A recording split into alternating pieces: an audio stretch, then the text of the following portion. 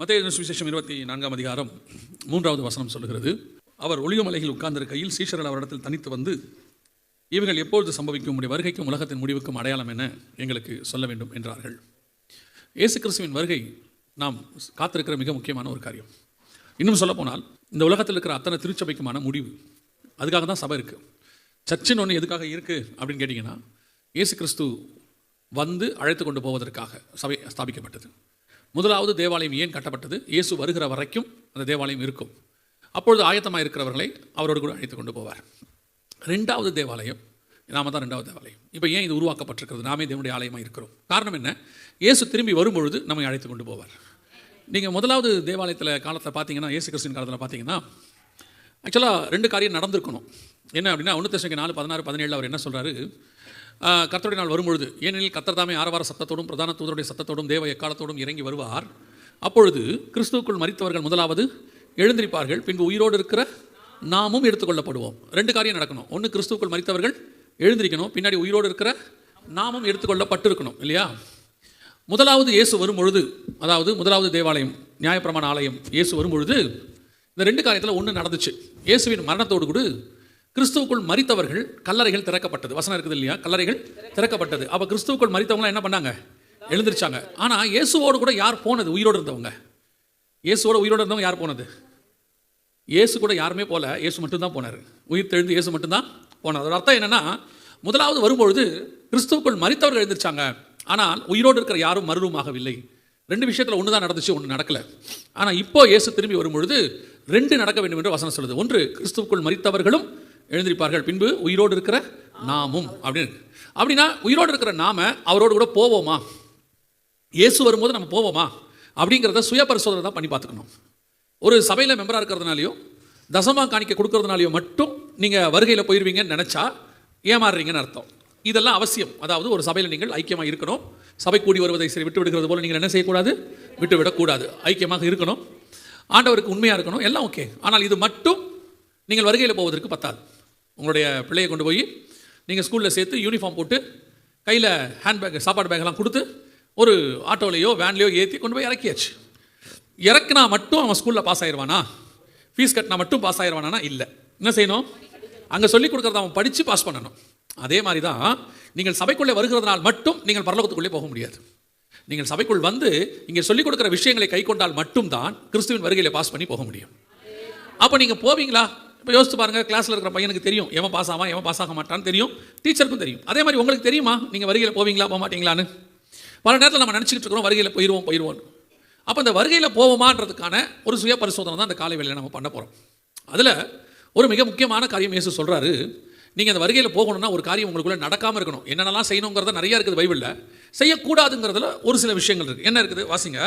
அதே மத்தேயு சுவிசேஷம் 24 அதிகாரம் 4வது வசனத்தை வாசி. இயேசு அவர்களுக்கு பிரதியுத்தரமாக, ஒருவனும் உங்களை வஞ்சியாதபடிக்கு எச்சரிக்கையாயிருங்கள். வசனம் சொல்லுது, இயேசு அவர்களுக்கு பிரதியுத்தரமாக, ஒருவனும் உங்களை வஞ்சியாதபடிக்கு எச்சரிக்கையாயிருங்கள். வசனம் சொல்லுது, வஞ்சியாதபடிக்கு எச்சரிக்கையாயிருங்கள். வஞ்சிக்காமல் இருக்கணும், நீங்கள் பாதுகாப்பாக இருங்க அப்படின்னு பைபிள் சொல்லுது.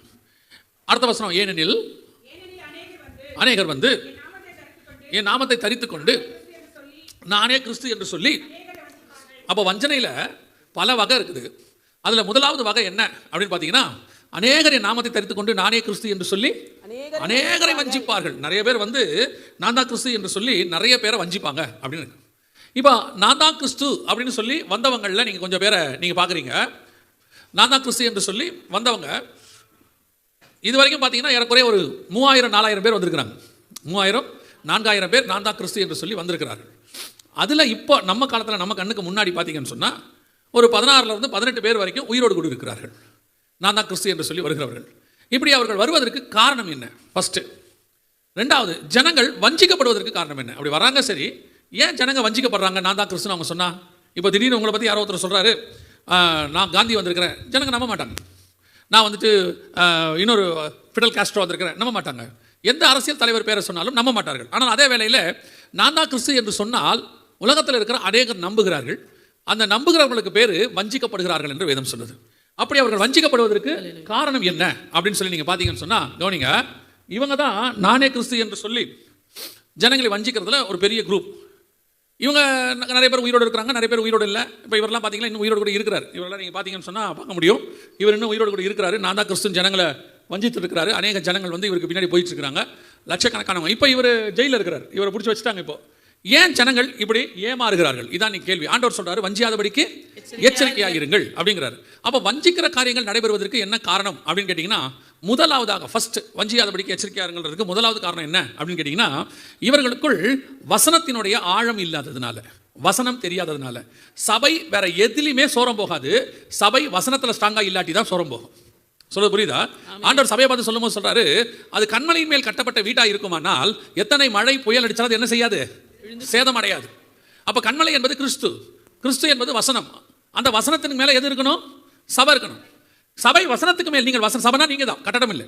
இன்னைக்கு இதை விட சின்ன சபை இருந்திருக்கும், இன்னைக்கு பெரிய கட்டடமாக கட்டியிருக்கோம். நாளைக்கு ஒரு வேலை கூட்டம் அதிகமாகிடுச்சுன்னா இன்னும் பெருசாக கட்டுவோம். ஆனால் இந்த எப்பவுமே இந்த கட்டடம் என்னவாய் மாறாது? சபையாய் மாறாது. நீங்கள் தான் சபை, நாம தான் சபை கர்த்தருக்குள்ளாக. அப்படி இருக்கிற நாம் எப்படி வஞ்சிக்கப்படுகிறோம் அப்படின்னா, நாம கிறிஸ்துவுக்குள்ளே கட்டப்படலை, நாம கிறிஸ்தவர்களால் கட்டப்பட்டிருக்கிறோம். நமக்கு கிறிஸ்தவர்கள்ன்றதுல நமக்கு ஒரு பெருமை இருக்குது, நாங்களாம் கிறிஸ்டின் அப்படின்னு. கிறிஸ்தவம் அப்படிங்கிறது ஒரு மதம், ரிலிஜியன். மதம் பரலோகத்துக்கு கூட்டிட்டு போகாது, கிறிஸ்து தான் பரலோகத்துக்கு கூட்டிட்டு போவார். புரியுதா? நான் இப்போ மற்ற மதத்தில் இருந்தேன், இப்போ இந்த மதத்துக்கு வந்துட்டேன். இந்த மதத்துக்கு வந்ததுனால நீங்க பரலோகத்துக்கு போக முடியுமானா முடியாது. இந்த மதம் ஒரு நாளும் பரலோகத்துக்கு கூட்டிட்டு போகாது. இந்த மதத்தில் சொல்லப்பட்ட உபதேசத்தை நீங்கள் கை கொள்ளும் போது மட்டும்தான் நீங்கள் பரலோகத்துக்கு போக முடியும். அப்ப நீங்க இந்த வசனத்தின் மேல இருக்கிறீங்களா? வசனத்தில் கட்டப்பட்டிருக்கிறீங்களா? எதுல வஞ்சிக்கப்படுறோம்? நாங்கள் ஒரு உபதேசத்தை உங்களுக்கு சொல்லுகிறோம், அந்த உபதேசத்தில் நீங்கள் நிலை நிற்காத போதுதான் வஞ்சிக்கப்படுகிறீர்கள். வாசிங்க 2 கொரிந்தியர் 11ஆம் அதிகாரம். 2 கொரிந்தியர் 11ஆம் அதிகாரம் 3ஆம் வசனம் வாசிங்க. 2 கொரிந்தியர் 11:3 வாசிங்க. ஆகிலும் சர்ப்பமானது தன்னுடைய தந்திரத்தினாலே ஏவாளை வஞ்சித்தது போல உங்கள் மனதும் கிறிஸ்துவை பற்றிய உண்மை நின்று விலகும்படி எடுக்கப்படுமோ என்று பயந்திருக்கிறேன். அப்ப வசனம் தெளிவா இருக்குது. எப்படி ஏவாள் சர்ப்பத்தால் வஞ்சிக்கப்பட்டாங்களோ அதே மாதிரி சபை கிறிஸ்துவை பற்றின உண்மை நின்று வஞ்சிக்கப்படுமோ. ஆண்டவர் ஒரு உபதேசம் கொடுத்திருக்கிறார் ஏவாளுக்கு, பழம் சாப்பிடாத, சாப்பிட்டா செத்து போயிடுவ. இப்போ ஒருத்தன் வந்து சொல்றான், சாப்பிடு நீ சாக மாட்ட. அவ்வளவுதான் அவன் சொல்றான். இதான் உபதேசம், இதுதான் வஞ்சிக்கப்படுகிற உபதேசம். இன்னைக்கு சபையில் நாங்கள் உங்களுக்கு ஒரு உபதேசத்தை கொடுக்கிறோம். இந்த உபதேசத்துக்கான மாற்று உபதேசத்தை வேற ஒருத்தன் வந்து சொல்றான், வெளியே சொல்றாங்க, டிவியில் சொல்றாங்க, இன்டர்நெட்ல சொல்றாங்க, யூடியூப்ல சொல்றாங்க. நீங்க உட்காந்து கேட்குறீங்க. இப்போ உங்களுக்கு என்ன? இப்போ நாங்கள் எங்களுக்கு சொல்ற காலத்தில் யாராவது கள்ள உபதேசம் சொன்னா எங்க பாஸ்டர் கிட்ட போய் கேட்போம், இப்படி ஒன்று சொல்றாருன்னு. இப்போ உங்களுக்கு என்ன பிரச்சனை? சபையில் நாங்கள் எதையாவது சொன்னோம்னா நீங்க வெளியே போய் கேட்குறீங்க, அவர் சொல்றது சரியானு. இப்போ இதான் இங்க பிரச்சனை. சபை ஒரு உபதேசத்தில் கட்டப்பட்டிருக்கும் பொழுது அந்த சபையில் சொல்லப்படுகிற உபதேசத்துக்கு மாற்று உபதேசம். நான் எப்பவும் சொல்வேன், பிசாசு ஆப்போசிட் உபதேசத்தை சொல்றதே கிடையாது, ஆல்டர்னேட் உபதேசத்தை தான் சொல்லுகிறான். இதே மாதிரி இன்னொன்று சொல்லுவான், அவ்வளோதான். இந்த பழத்தை சாப்பிடாத, இல்லை நீ பரவாயில்ல சாப்பிடு, அவ்வளோதான். அவன் என்ன சொல்ல போறதில்ல, வேறொரு பழத்தை சாப்பிடுன்னு சொல்ல போறதே இல்லை. இந்த பழத்தை சாப்பிடாதான்னு சொன்னார், இல்லை இந்த பழத்தையே சாப்பிடும்பா, அவ்வளோதான், ஆல்டர்னேட். இன்னைக்கு சபை அப்படிதான் இருக்கு. நீங்கள் அநேக காரியங்களில் உங்களுக்கு வேதம் என்ன சொல்லுதுங்கிறத நீங்க பார்க்கறது இல்லை, வேதத்தில் சொல்லப்படுகிற வசனத்துக்கு நீங்கள் கீழ்ப்படுகிறது இல்லை. ஆனால் இதே வசனத்தை கொஞ்சம் திருத்தி கூறுகிறார்கள். திருச்சி என்ன சொல்லுவாங்க, திரித்து அப்படிம்பாங்க, அப்படி சொல்றாங்க. அதை நீங்கள் ஏற்றுக்கொள்கிறீர்கள், அதனுடைய விளைவாய் வஞ்சிக்கப்படுகிறீர்கள் என்று வசனம் சொல்லுது. எப்படி ஏவாளும் ஆதாமும் அவர்கள் கடைசியில தேவனுக்குள்ளே மரித்து போனார்கள், தேவனுக்குள்ள அவர்கள் மரித்தார்கள், ஒரு நாள் சரீரத்திலும் மரித்தார்கள். அதே மாதிரி தான் கிறிஸ்துவுக்குள்ளே நீங்கள் மரித்து போகிறீர்கள். ஆனால் வசனம் சொல்லுது கிறிஸ்துவுக்குள் உயிர் தழ வேண்டும் என்று சொல்லி.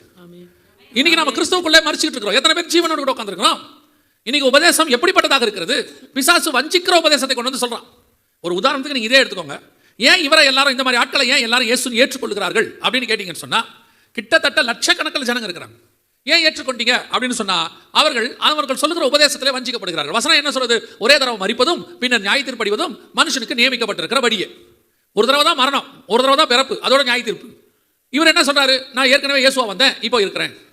வரவங்களாம் என்ன சொல்றாங்க? நான் 2000 வருஷத்துக்கு முன்னாடி இயேசுவா இருந்தேன், இப்போ நான் வந்து ஆட்டோ டிரைவரா, இவர் வந்து கான்ஸ்டபிள், டிராபிக் கான்ஸ்டபிள், நான் பிறந்திருக்கிறேன் அப்படின்னு சொல்றாங்க. அப்ப என்ன தெரியணும்? இனி கிறிஸ்து மாம்சத்தில் வெளிப்பட மாட்டார், இனி கிறிஸ்து மாம்சத்தில் வரப்போகிறது இல்லை. யாராவது வந்து அப்படியே மாம்சத்தில் வந்து சொன்னாலும் கூட நீங்கள் ஏற்றுக்கொள்ள கூடாது. அவ்வளவுதான் விஷயமே. இன்னைக்கு என்ன இருக்குது? நாங்கள் சொல்ற இந்த உபதேசங்களை நீங்க பைபிள்ல எங்களை விட்டுருங்க, பைபிள்ல சொல்ற உபதேசம் இருக்கு. இந்த உபதேசத்துக்கு அப்படியே ஆப்போசிட்டா ஒரு உபதேசம். அவன் வந்து என்ன சொல்றான்? நீ சாகவே போற குரூப் வந்திருக்கு, சாகவே சாவதில்லை அப்படியே சொல்றான். அன்னைக்கு என்ன ஏதேன்ல சர்பம் சொல்லிச்சோ அதே தான் இவன் சொல்றான். நீ சாகவே மாட்ட, 150 வருஷம் உயிரோடு இருப்ப, 2000 வருஷம் உயிரோடு இருப்ப, இயேசு சொல்லிட்டாரு நீ மரிப்பதில்லை. கிறிஸ்து சொன்னா நல்லா யோசிச்சு பாருங்க, அப்போஸ்தலர்களே மரித்தார்கள். இயேசு சொல்லிட்டு போயிட்டாரு, ஆனா அப்போஸ்தலர் என்ன செஞ்சாங்க? மரித்தார்கள். அப்போஸ்தலருக்கு பின்னாடி வந்தவர்கள் எல்லாரும் மரித்தார்கள். இது ஒரு வஞ்சகமான உபதேசம். உனக்கு 150 வருஷம் தரேன், 200 வருஷம் ஆசை, அவன் என்ன சொல்றான்? நீ சாகவே சாவதில்லை, தேவர்களை போல இருப்ப. அப்படின்னா என்ன அர்த்தம்? நீ நித்திய நித்தியமா உயிரோடு இருப்பேன்னு அர்த்தம். அதே காரியத்தை இன்னைக்கு சாவாமைன்னு ஒரு உபதேசம் கொண்டு வந்து சொல்றாங்க. நீ சாகவே சாவதில்லை, என்னைக்கும் உயிரோடு கூட இருப்ப. இது எதுக்கு அவங்க சொல்றாங்க? கிறிஸ்து சொல்லிட்டு போனது என்ன? உன் ஆத்மா சாகாது, என்னைக்கு இருந்தாலும் இந்த மண்ணுக்குள்ள இந்த மாம்சம் போயிடும். வருக வந்தா கூட இது மறுரூபம் ஆயிரும். மாம்சமும் ரத்தமும் பரலோக ராஜ்யத்தை சோதரிக்காது. இன்னைக்கு உங்களுக்கு அந்த ஆசையை காட்டுறான், இந்த சரீர ஆசை, இந்த உலகத்தில் வாழ்ற ஆசை. இதை அப்படியே கொண்டு உபதேசமா குறிச்சு இத்தனை வருஷம் இருப்ப, அத்தனை வருஷம் இருப்ப. இதுதான் உங்களை ஏமாற்றுகிற உபதேசம், வஞ்சிக்கிற உபதேசம். இதுவும் கடைசி காலத்தில் பெருகி இருக்கிறது, எல்லா இடத்துல இருக்கு.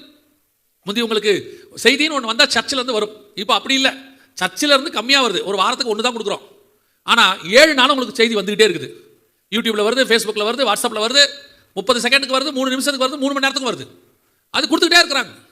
இப்போ உங்களுக்கு எது நல்ல உபதேசம், கள்ள உபதேசம் எதுவுமே தெரிய மாட்டேங்குது. அதனால தான் அவர் சொல்றாரு, வஞ்சியாதபடிக்கு எச்சரிக்கையாக இருங்கள், கூடுமானால் தெரிந்து கொள்ளப்பட்டவர்களையும் வஞ்சிக்கிறபடி. நீங்களாம் தெரிந்து கொள்ளப்பட்டவங்க, சபைக்குள்ள வந்திருக்கிறவங்க, ரொம்ப கேர்ஃபுல்லாக இருந்து கொள்ளுங்க. இந்த மாதிரி வஞ்சிக்கிற காரியங்கள்லாம் வந்து உங்களை பார்த்து ஏதாவது சொல்லும் பொழுது வசனத்தில் இருக்குதான்னு ஆராய்ந்து பாருங்க. ஆராய்ந்து பார்த்தபடினாலே பெராயா பட்டணத்தார் தெசலோனிக்கரை பார்க்க எப்படி இருந்தாங்களா? நற்குணசாலிகளாக இருந்தார்கள். வசனத்தை ஆராய்ந்து பார்த்து உறுதியாக பிடிச்சுக்கொள்ளுங்க. வசனத்தில் இல்லாத ஒரு விஷயமோ, வசனத்துக்கு ஆப்போசிட்டா ஒரு விஷயமோ சொல்லுகிறது யாரா இருந்தாலும் ஏற்றுக்கொள்ளாதிருங்கள். ஊழியக்காரனை வச்சு வசனத்தை எடை போடக்கூடாது, வசனத்தை வச்சு ஊழியக்காரனை எடை போடணும்.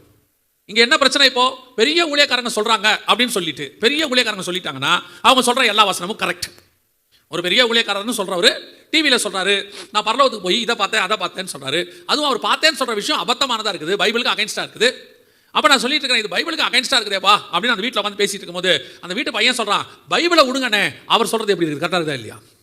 இப்போ வசனம் தேவையில்லை, அந்த வசனத்தை சொல்லுகிறது யார்? அவர் சொன்னா சரி. இன்னொரு ஊழியக்காரர் சொல்றாரு, நான் பரலோகத்துக்கு போனேன், பவுலை பார்த்தேன். வசனம் சொல்றது பரலோகத்தில் அப்படி யாரையுமே என்ன செய்ய முடியாது, பார்க்க முடியாது. எல்லாருமே கிறிஸ்துவின் சாயலுக்கு ஒப்பாகி இருப்பார்கள். அதுவும் இப்போ போய் யாரையும் பரலோகத்தில் என்ன செய்ய முடியாது, பார்க்கவே முடியாது. வசனத்தின் படி தப்பு, அவ்வளவுதான். சொல்லுகிறது யாரா இருந்தா என்ன? காட்டி கொடுக்கிறது யூதாஸ் காரியத்தா இருக்கிறான்றதுனால காட்டி கொடுக்கிறது சரியாயிருமா? அப்போஸ்தலர் காட்டி கொடுத்துருக்காருங்க, ஏதோ சாதாரண இருந்தா கூட பரவாயில்ல அப்படியே சொல்ல முடியும்? யாரா இருந்தாலும் தப்பு தப்பு தானே. ஸோ உங்களுக்கு விசுவாசிகள், நீங்கள் கொஞ்சம் இந்த வேதத்தை வந்து கையில் வச்சுக்கொள்ளுங்க, ஆராய்ந்து பாருங்க. யாராவது ஏதாவது சொல்றாங்களா, சரியா இருக்குதா, பைபிளுக்கு அகைன்ஸ்டா இருக்குதா, பைபிளுக்கு சரியா இருக்குதா? வசனம் அதான் சொல்லுது, ஆராய்ந்து பார்த்து நலமானதை பிடித்துக் கொள்ளுங்கள். தெசலோனிக்கருக்கு எழுதும்போது பவுல் சொல்றாரு, ஆராய்ந்து பார்த்து நலமானதை பிடித்துக் கொள்ளுங்கள். இன்னைக்கு நம்ம ஆராய்ந்து பார்க்கிறோமா? சொல்லப்படுகிற வசனங்களை பார்க்கிறோமா? இந்த பாருங்க, இவர்கிட்ட கொண்டு போய் எல்லாத்தையும் வித்து கொடுத்துருக்காங்க. அவர் சொல்ற உபதேசத்தை கேட்கறாங்க. இந்த அம்மா இருக்குது, இந்த அம்மாவே அப்படித்தான், அந்த அம்மா சொல்றது எல்லாத்தையும் கேட்கறாங்க. இந்த அம்மாவுக்கு பேர் பியான்சின்னு பேரு. இந்த அம்மா சொல்றது அப்படியே கேட்டு, இந்த அம்மா சொல்றது மட்டும் இல்ல, அந்த அம்மா எழுதுச்சின்னு ஒரு பைபிள் இருக்குது, அந்த அம்மா வச்சிருக்கிறது ஒரு பைபிள் இருக்குது, அதுக்கு பேர் பேபிள்னு பேரு. இந்த பிறகு பாருங்க, இது ஒரு டிவி நடிகை, இதுக்கு நடிக்க வாய்ப்பு போயிடுச்சு. இது இப்போ சொல்லி இது பெரிய சர்ச்சு கட்டி இன்னைக்கு இது பெரிய ஆளாக இருக்குது. ஏன் ஜனங்க கொண்டு போய் கொடுக்குறாங்க? இதுதான் காரியம், வேற ஒன்றும் இல்லை. வசன அறிவு இல்லாதது, வசனத்தை ஆராய்ந்து பார்க்கக்கூடியதான காரியம் இல்லை. உங்கள் வீட்டில் எல்லாம் பைபிள் இருக்குது, எத்தனை பேர் அந்த பைபிளை உண்மையாக படிக்கிறீங்க, எத்தனை பேர் தியானிக்கிறீங்க? பைபிளை படிக்கிறோம், ஒரு குரூப் கடமைக்கு படிக்கிறவங்க இருக்காங்க. காலையில் எழுந்திரிச்சு ஒரு அதிகாரம் கண்டிப்பாக என்ன செஞ்சிடணும், படிச்சிடணும், அது ஒரு குரூப். இன்னொரு குரூப் இருக்குது, உண்மையாய் படிக்கிற ஒரு குரூப். டைம் எடுத்து படிப்பாங்க, அந்த நேரத்தில் ஃபோன் பேச மாட்டாங்க, யார்ட்டையும் பேச மாட்டாங்க. இப்போ நான் அந்த குரூப்பில் இருக்கிறான்றதான் கேள்வி. இது இப்படி படிக்கிறத விட இன்னொன்று இருக்குது, படித்ததை நாள் முழுக்க தியானிப்பது. இரவும் பகலும் கர்த்தருடைய வேதத்தில் தியானமாக இருக்கிற மனுஷன் பாக்கியவான். படிக்கிறவன் இல்லை, தியானமாக இருக்கிறவன். அப்போ நான் தியானம் பண்ணா தான் இந்த மாதிரி காரியங்கள் எல்லாம் கிடைக்கும். இந்த காரியங்கள் வரும்போது எச்சரிக்கையாக இருக்க முடியும். சபையை நோக்கி இப்படிப்பட்ட ஆட்கள் வரும் என்று பவுல் சொல்லுகிறார். இதோ நான் போகிறேன், மந்தையை தப்ப விடாத ஓநாய்கள் வரும். ஓநாய் என்பது கள்ள உபதேசத்துக்கான அடையாளம். ஆண்டவர் சொல்றாரு, ஆட்டுத்தோல் போர்த்திய ஓநாய்கள். அப்போ வராங்க, வரது ஓநாய் சத்தமா, ஆட்டு சத்தமா? வரது கர்த்தருடைய உபதேசமா, இல்லை கள்ள உபதேசமா? இன்னைக்கு சபைக்குள்ள அநேகர் வருகிறார், அல்லது யூடியூப் வழியாக அநேகர் வருகிறாங்க, வீடுகளுக்கு வராங்க. அவங்க சொல்ற காரியங்களாம் கேட்கறதுக்கு. போன வாரம்லாம் ஒரு மனுஷன் பேசினார் டிவியில், 5 நிமிஷத்துக்கு தான் கேட்டோம். அதுக்குள்ளேயே எங்களுக்கு கோபம் அவ்வளோ வந்துருச்சு, எனக்கெல்லாம் வந்துருச்சு அவ்வளோ கோபம். அப்போ தான் நாங்கள் பேசிக்கிட்டோம், கர்த்தர் எவ்வளோ நீடிய பொறுமை உள்ளவர் என்பதை அப்போ தான் எங்களால் பார்க்க முடியுது. இவ்வளோத்தையும் கேட்டவர் எப்படி இருக்கிறாரு? பொறுமையாக இருக்கிறாரு. சரி, ஒன்று இவனுங்களை திருத்தணும், இல்லை இவனுங்களை ஒரு நாள் மாற்றணும், ஏதோ ஒன்று நடக்கும். அது வரைக்கும் கர்த்தர் பொறுமை உள்ளவராக இருக்கிறார். அவ்வளவு துணிகரமான வார்த்தைகள், அவ்வளவு துணிகரமான காரியங்கள். தயவு செய்து கடைசி காலத்தில் இப்படிப்பட்ட ஆட்கள் வரும்போது வஞ்சியாதபடிக்கு எச்சரிக்கையாக இருங்கள். இயேசு சொன்ன முதலாவது அடையாளம், அநேகரை நாமத்தை தரித்துக் கொண்டு நானே கிறிஸ்து என்று சொல்லி வருவார்கள். ஒருவரும் உங்களை வஞ்சியாதபடிக்கு எச்சரிக்கையாக இருங்கள். இப்போ அதான் நடைபெற்றுக் கொண்டிருக்கிறது.